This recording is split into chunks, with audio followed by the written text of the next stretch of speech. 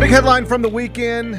Ja Morant on Instagram Live flashing a gun for the second time. He has been suspended from all team activities by the Grizzlies pending an investigation by the NBA. ESPN's Adrian Wojnarowski reporting yesterday that a lengthy suspension is on the table. Chris Mannix from Sports Illustrated reporting that rival executives believe 20 games is the baseline and that it could be half a season. Bomani Jones is the host of Game Theory with Bomani Jones on HBO and the host of The Right Time with Bomani Jones, which is a podcast you can find anywhere you find podcasts, including Apple Podcasts and Spotify. He joins me now live from New York City. Bo, it's GP. What's up, man? Dude, man, good to see you. It's been a minute. It has been a minute. It's good to see you. Congratulations on all your success to go from where you were to being an ESPN star and an HBO star. It's been quite the career turn for you. Oh, man. Hey, look, I'll take it, man. There's a lot worse ways to spend an afternoon. You know what I mean? There is no question. Let's get to the subject at hand.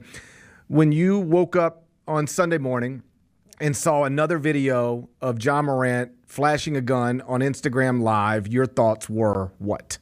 Well, the first one was I saw the video and I couldn't see what had happened because his buddy put the phone down so fast after he realized what was going on that I had missed it. And then I saw the next thing in the thread that showed the gun, and I was like, oh, we're still doing this. And my first thought was something I've been saying to people from the very beginning about this, because there's such a tendency when you root for somebody and they wind up in places like this, that people's immediate response is, well, you need to get better people around you. No.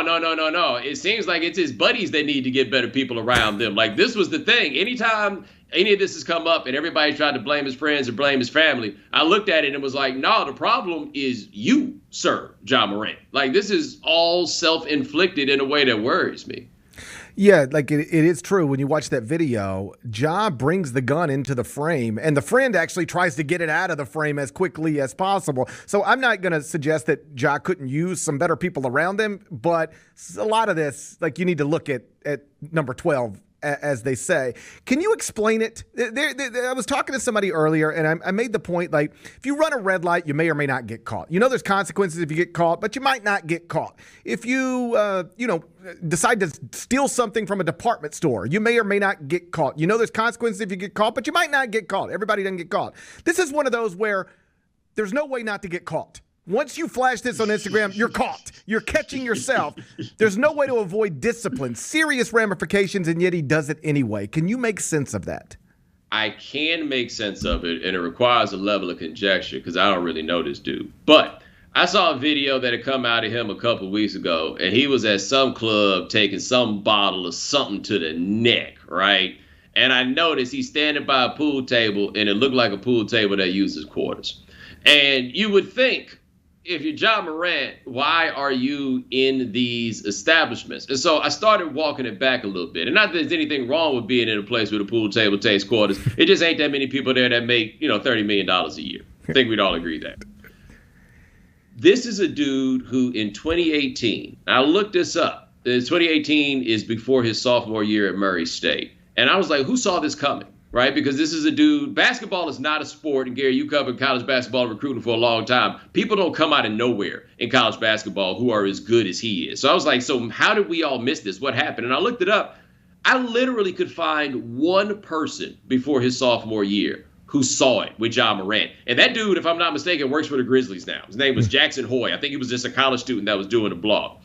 And I mentioned that because in 5 years, he has gone from nobody's thinking about you to having your family on your shoulders to carry, to having your friends, your hood on your shoulders to carry, to having an NBA franchise. In some ways, the NBA is he's the most prominent young American star right now, and an entire shoe company. All of these things on your back that you have to carry and to whom you are responsible in some form or fashion. And that is a crazy level of pressure to have if you're 23. And none of us have any idea if he actually wanted that stuff in the first place. Like, did he want everything that comes with being a star NBA player?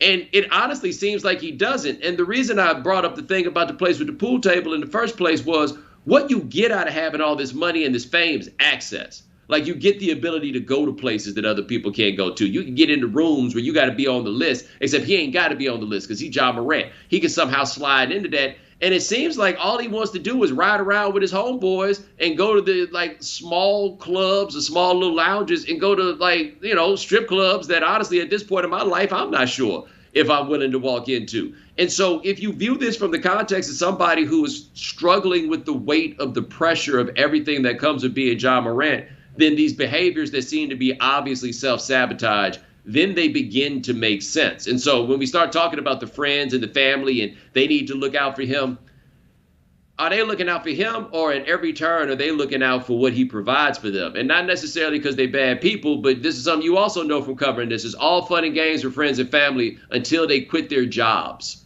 to come be part of whatever your operation is. So his friend is going to put the camera down when he sees the gun this time, because Ja gonna mess up his money, and this dude ain't got no money. He got Ja. Even if he loves him, that's what he has. Like, that's his connection to this whole world. And so I just wonder if everything around him, and he even said himself about the difficulty that he had managing stress and managing the pressure doesn't seem to be the pressure of being an NBA player. The pressure seems to be the person that's got all these different entities that he's now being asked to carry, and he never asked to carry them.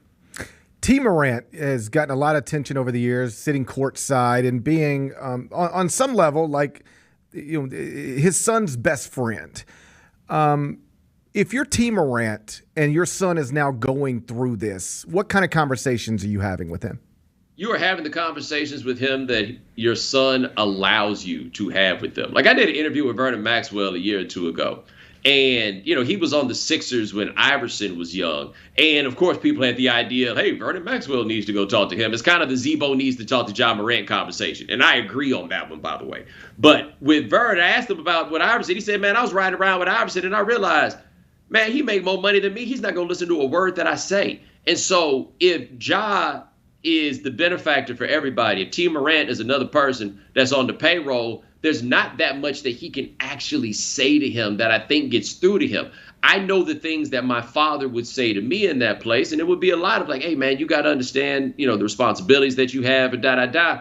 But if the problem that Ja has is these responsibilities are killing me, then the conversation that I feel like a lot of us envision is not one that's actually going to take place. I think the conversation that needs to be had with Ja Morant really is, how are you and what is wrong?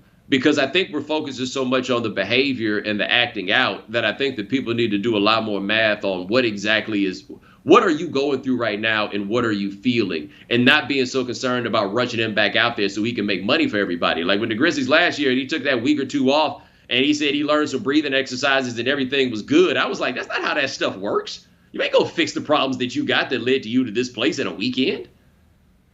So if you're the Grizzlies now, and obviously the Grizzlies aren't going to have a say in some of the discipline that comes down, that'll come from the league office in New York City. But if you're the Grizzlies, they've always been in a delicate situation. You have this young superstar, small market. You don't want to do anything to alienate him or make him not feel like you love him, because we've seen it for decades. These guys ask for trades to go to bigger markets, and yet obviously it's now gotten to a place where it's just uncomfortable for everybody. If you're in this Grizzlies front office, how do you address what's happening right now? Well, I think that people misunderstand the concept of love when it comes down to these things. And when I say that, my mother used to always make this point, and she was like, children aren't happy without boundaries, right? Like, you have to have clear things in place, because otherwise there's nothing to look forward to. There's nothing to feel good about. There's no sense of accomplishment if there isn't some like clear sense of boundary. And so these small market teams very often feel like they just got to let these guys do whatever they want, or otherwise they're not going to be happy. They're not be cool. But you also have all these guys in the NBA who would love nothing more than to go play for Miami, which is all the rules and all the boundary and all the culture and everything else. And maybe it's too late now for the Grizzlies because they let this get out of hand to a degree when we talk about getting to where they are. But they've got to make two things clear to him. Number one, we can't have this, right? Like, it makes us look bad. It is bad for our business, and we are all in business together. I think that's a big thing that they absolutely have to convey. And number two, I've said this, and I think it's been misinterpreted in some places,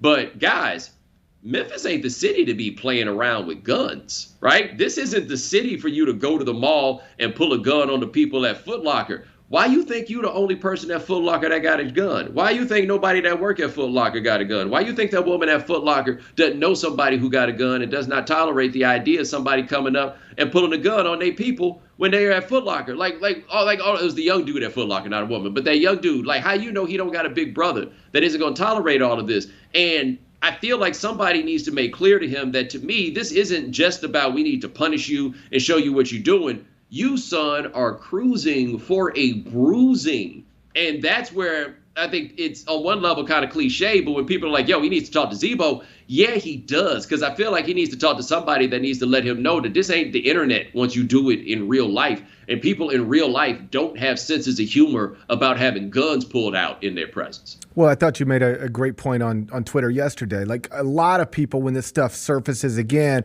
are talking about, oh, Ja's going to mess around and lose a Nike deal. Ja's going to mess around and lose a Powerade deal. That's not the worst thing you can lose when you're playing guns in real life. The worst thing that you can lose is your life or your freedom. Like, there's a lot of bad stuff that can happen waving guns around, particularly, as you point out, in a place like Memphis. Yeah, look, man, he's made $27 million at the end of last season. I think it's probably the extension is kind of kicked in now. So he's probably closer to having made $50 million in the NBA, and who knows how much money he's made on endorsements. But let's just say he's made $50 million in the NBA. Man, that stuff is video game points after that, right? Like, given how he kicks it, given how we've seen he kicks it, he ain't sending us pictures from Turks, right? We're not seeing him at the St. Regis. We're not seeing him at the Four Seasons. He could probably live the rest of his life. I bet he'd be perfectly happy taking his ass right back to South Carolina, get him a plot of land. You know, country folks love to get a plot of land, right? Go out there and get him a plot of land. I think he would be just fine. Like, everybody puts all this stuff in the context of money, like the money is what's most important.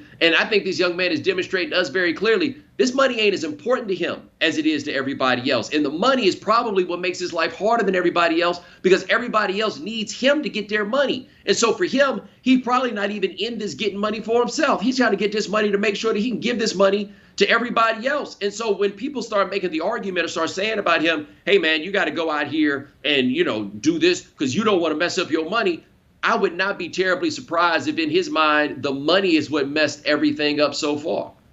You know, we live in a world now where you don't just make mistakes and deal with the consequences. You make mistakes, you deal with the consequences, and then you get turned into memes on social media. And Ja is very active on Instagram, Twitter.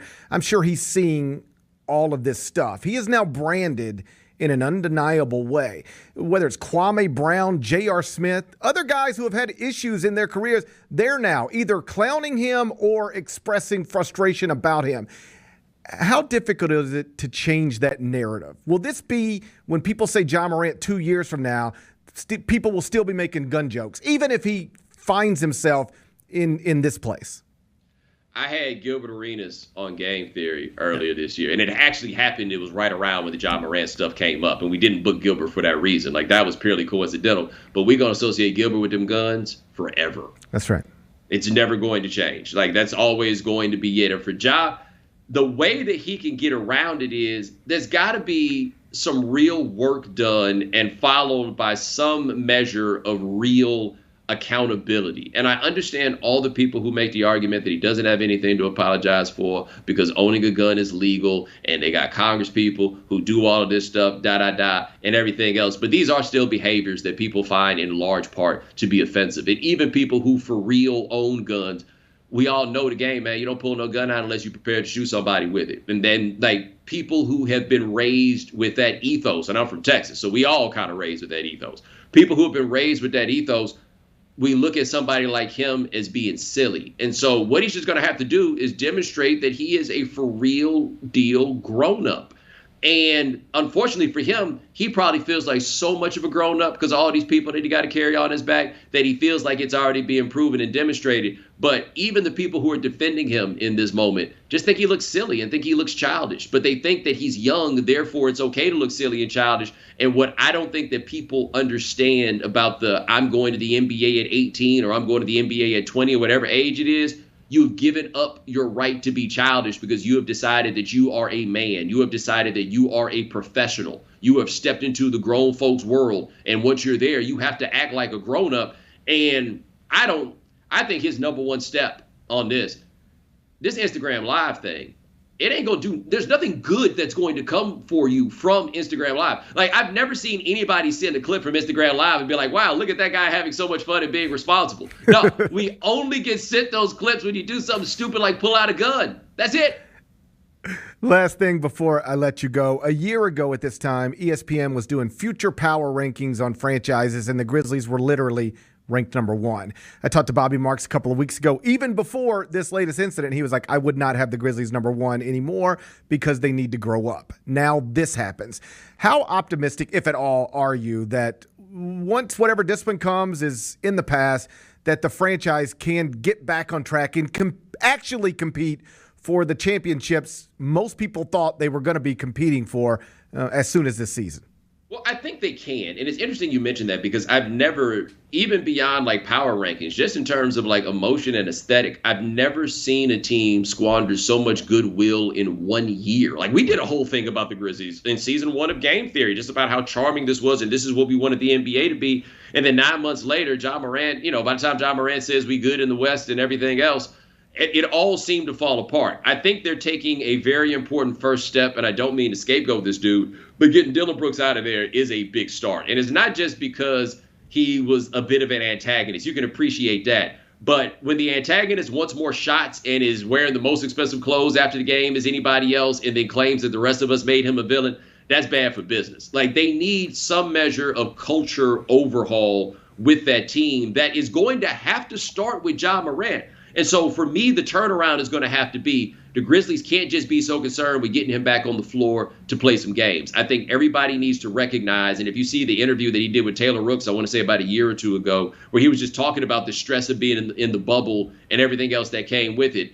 I feel like we got a young man that's crying out for help here. And the first step toward this franchise going in the direction they wish for it to go is for him to get that help. Because if he can't handle everything that comes with being a star player, then you're not going to have a star player. And what you need to get to where we're talking about is to have a star player. And something that I just don't think we give enough NBA players credit for at the top, the strength that it takes to carry all the responsibility. Like, the most amazing thing about LeBron James is that for 20 years, he's been ready for every single moment of that. And all the criticisms I have of him or whatever, that man is responsible as hell.